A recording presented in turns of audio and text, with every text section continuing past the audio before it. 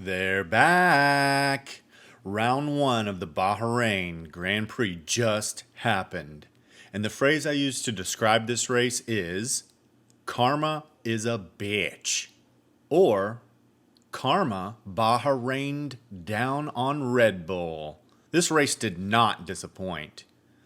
A car exploded into flames out of the blue, a new race rivalry emerged, and one unlikely team failed to finish the race due to mechanical issues. I was so excited, I was clapping so hard, a fingernail fell off my left-hand pinky. Woo!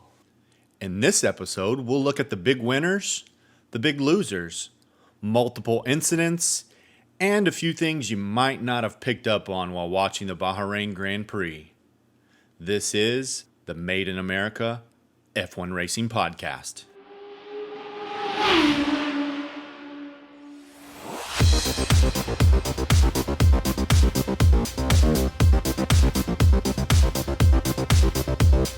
Welcome to the F1 Racing Podcast, the only podcast that has the guts to give it to you straight.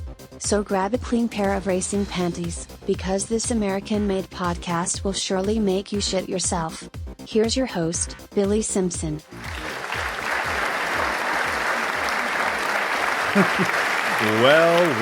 Welcome back to the F1 Racing Podcast, an American-made Formula One podcast with the guts to give it to you straight.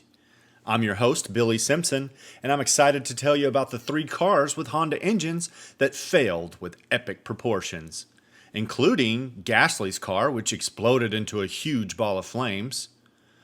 Also, we'll talk about who I considered to be the driver of the day, the awesome accomplishment by Sergio Perez, and some haunting foreshadowing of the demise of Max Verstappen. And lastly, we'll answer the question, is this the year Ferrari returns to glory?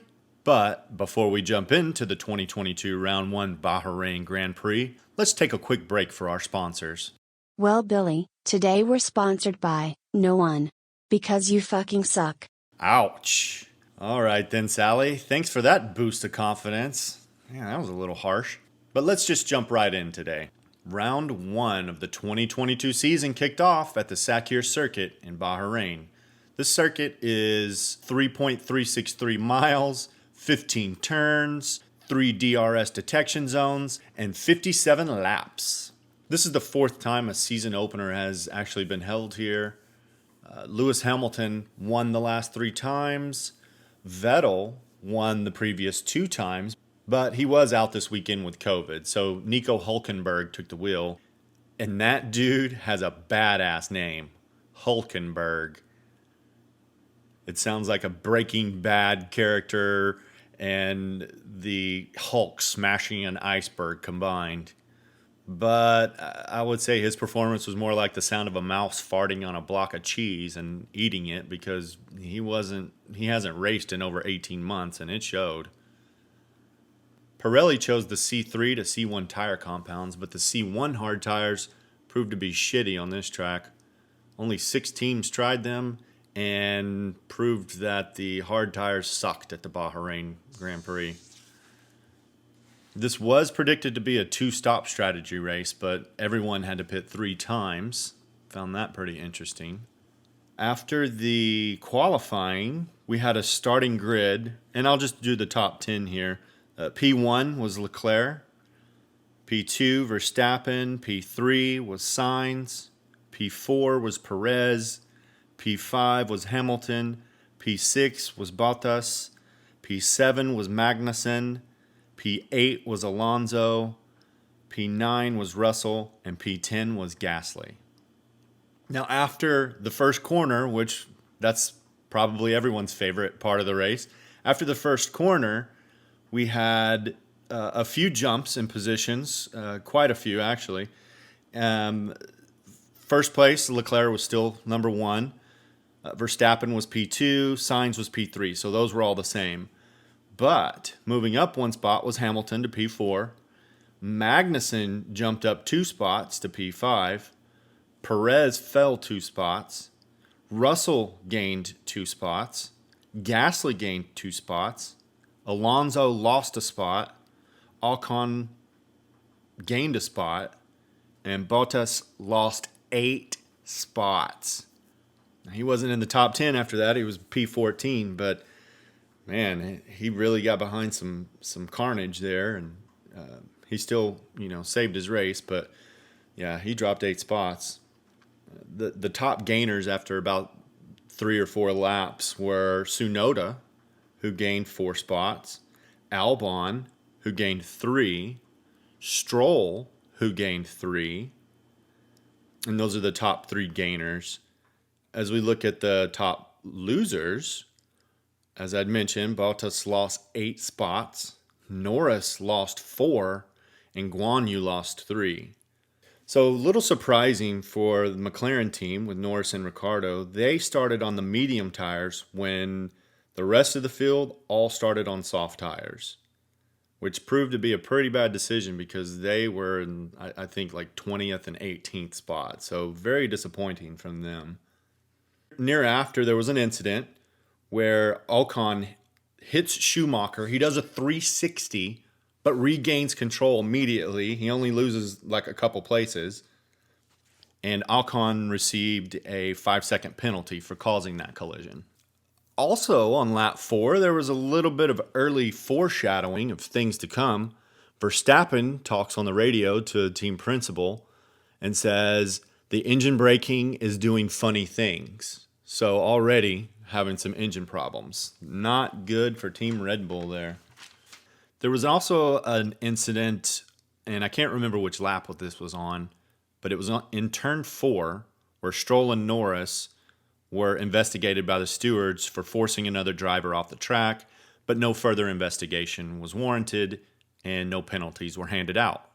After 9 laps, the top gainers were Tsunoda, who actually moved up 5 spots, so he was in 11th at that point. Russell moved up 3, so he took the 6th place position right behind Hamilton. Gasly gained 2, and that brought him up to 8th position. The top losers after 9 laps were Bottas, who lost 6 and was currently sitting in 12th place. Norris lost 5, sitting in 18th place. And Schumacher lost 3, sitting in 5th place. On a lap 12, Hamilton was the first driver to pit, and he later complained about this. He was like, hey, guys, we kind of pit a little early because everybody else started to pit around lap 15. He actually put on the hard tires. And once he got to the first corner, he got a little squirrely and started fishtailing back and forth a little bit soon after coming out of the pits. And this is when the announcers were talking about the new regulations for blanket temperature, that they had actually reduced the blanket temperatures this year. And therefore, these tires are going to come out a lot colder. And that's why Hamilton couldn't really get on it, started fishtailing. So a little bit of an interesting take there. Next, we get to lap 15, where Verstappen did the undercut on Leclerc, and he put on soft tires. Shortly after, Leclerc boxed, and when he exited the pits, Leclerc maintained the lead with 0.342 seconds is what I recorded here in my notes. A couple laps later, on the main straight, Verstappen took the lead from Leclerc because he had DRS, he was in the slipstream, and his tires were a little bit warmer than Leclerc's. But Leclerc took the lead back immediately on turn 4. Super exciting. Never seen that before. And this actually happened through lap 17, 18, and 19. They were going back and forth each time. Verstappen would take the lead on the main straight, and then Leclerc would get the DRS back on turn 4, and then he would take the lead back. So it was pretty amazing. On lap 19, when Verstappen took the lead again on the main straight, he locked up his wheels on the first corner, causing that flat spot on the right front tire, and Leclerc took the lead back immediately right there. And after that, it was lights out. Leclerc had the race won. Until the end, when there was a safety car. We'll get to that here in a second. Lap 17, once Verstappen came out of the pits, he took the fastest lap because he had just put on the new soft tires. But what I find interesting was Perez took the fastest lap immediately after on lap 18, and he was on the medium tires. And the rest of the field was on soft tires. And I'll tell you, Perez kept the fastest lap until around lap 50 or 51, when Leclerc finally took it back to end the race. But I don't know what to think about that, because on medium tires, those aren't going to be as fast as the soft. So is it because of the power units in the Red Bull, or just so much faster? It's kind of baffling that he was on that tire and he had the fastest lap for so long. So as I'd mentioned, Hamilton pitted early with the hard tires. Finally, around lap 28, he put on the medium tires. And we hear from some of the team principals, I think it was actually Leclerc's, he said, yeah, the medium tires are stronger than expected. So that was pretty interesting to hear. On lap 30, Verstappen tried to undercut Leclerc again. He only had a 4-second gap behind Leclerc, but Verstappen took a little bit longer in the pits. It was about a 3-second pit stop. Not too bad, but the previous one was around 2.5, 2.7. And Leclerc was actually in traffic behind Ricciardo, so I'm guessing that was the tactic between the Red Bull team. But after Leclerc took his pit stop on lap 31, he put on the medium tires. His time was only 2.5 seconds in the pits to change the tires. So that did not make Verstappen happy, because Leclerc came out and he still had the lead. Verstappen said, that's 2 times he took it easy on the outlap and he'll never do it again. And then he said something about fucking bullshit or something like that. But Karun, the announcer, later confirmed that Verstappen, in fact, had the fastest second sector on his outlap 2 times in a row. So that was kind of just some agitation from Verstappen, because he didn't successfully accomplish the undercut. On lap 44, Verstappen and Perez both pitted. They both put on the soft tires. And Verstappen, after he came out of the pits, he started to talk to the radio saying his steering was getting very heavy and it almost locked.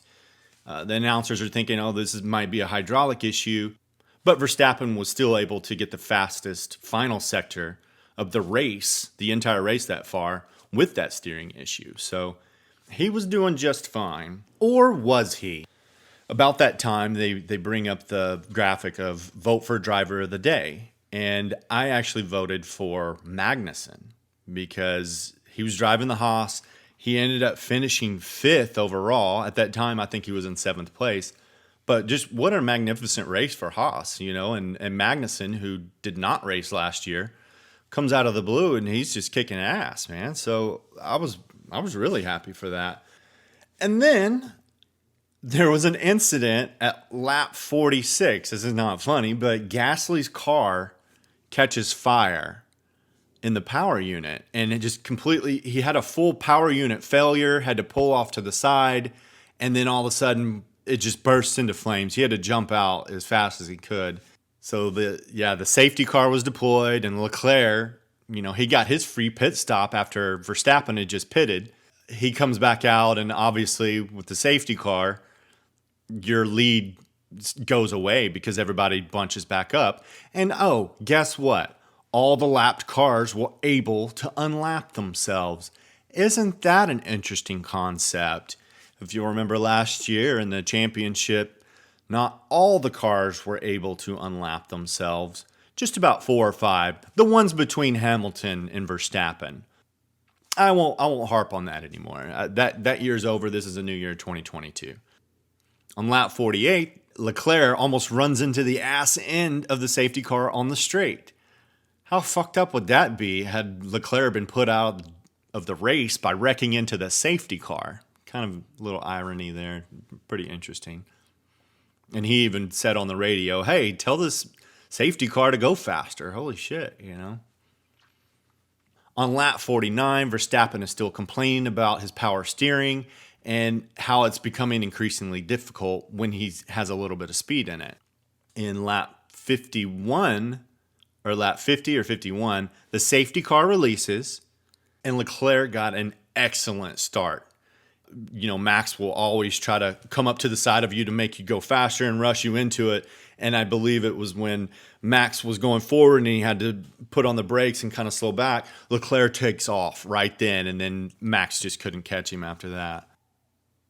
On lap 54, Verstappen radios in that he's having a problem with his battery. Then shortly after, Sainz overtakes Verstappen. Then Perez overtakes him. Then Hamilton. Then Russell. And Verstappen has to retire the car.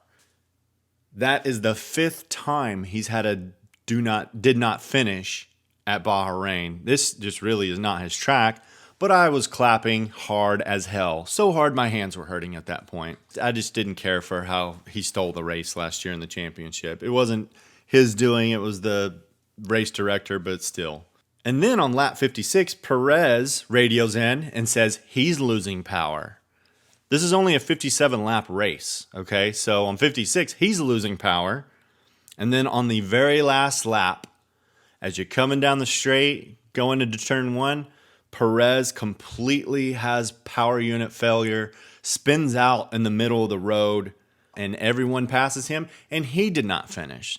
So Red Bull did not even finish the race. No points for either team. And I clapped so hard, a fingernail fell off my left pinky. Karma is a bitch.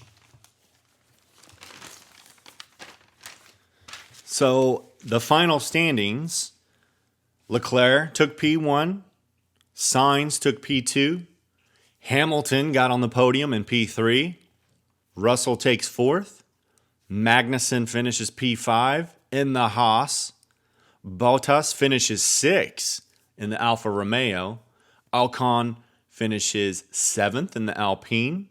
Tsunoda finishes 8th in the AlphaTauri. Alonso finishes P9 in the Alpine. And at P10, we have Guan Yu, the rookie, his debut race at Bahrain, his debut race in F1, finishes P10. Gotta say, that was pretty impressive there. So here's a few of the key takeaways. We've touched on some of these we have not. This podium that Hamilton got, this was the 250th time that he finished in the points. I'd mentioned about Perez taking the fastest lap on the medium tires while the rest of the field was on fresh, soft tires. That was baffling to me. I'd love to dig more into that, or if anyone else has any ideas, please reach out to me on social media. Give me some insight here. The biggest key takeaway were these Honda power units or batteries or power units, I don't know. They failed in both the Red Bull cars and AlphaTauri, which is also a Red Bull engine. So now I'm worried about my Honda lawnmower catching my leg hairs on fire while mowing the yard. There was some haunting foreshadowing of what was to come for Verstappen way back on lap 4 when Verstappen relayed the message that his engine braking was doing funny things. And the last note, is Ferrari back? And could they be the dominant force to be reckoned with in 2022?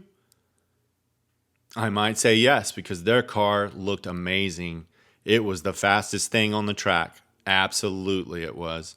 I think Verstappen, had he not locked up his brakes that third time he took the lead on the straight and caused that flat spot on the tire, he might have had a better chance. But Leclerc just raced his ass off. What a great race. And I would say the most disappointing team of the day, initially, I would say McLaren, but honestly, I would say it's Red Bull now because neither of the drivers finished the race. And there you have it, folks. The 2022 Round 1 Bahrain Grand Prix is in the books. And I think I shit myself because it was so exciting. There were great balls of fire, multiple lead changes in the turn of 3 laps. Perez got the fastest lap and held it for around 33 laps on medium tires when the majority of the rest of the field was on softs. Karma Bahrained down on Max Verstappen since he stole that championship last year. And Ferrari is back. Next week, we'll take a deep dive into the Saudi Arabian Grand Prix, and I can't wait. And that about does it for today's F1 Racing Podcast. I'd like to thank you, the listeners, for downloading this podcast, and my sponsors, or should I say shamelessly, beg anyone with the courage to sponsor this amazingly informative and entertaining podcast in the future. And to everyone listening to this, yes, that means you. Don't forget to subscribe to the podcast, share with all your friends and enemies, follow me on Facebook and Twitter at F1 Racing Podcast, and give me a shining review on your preferred podcast platform so I can be the pole sitter of F1 Racing Podcasts.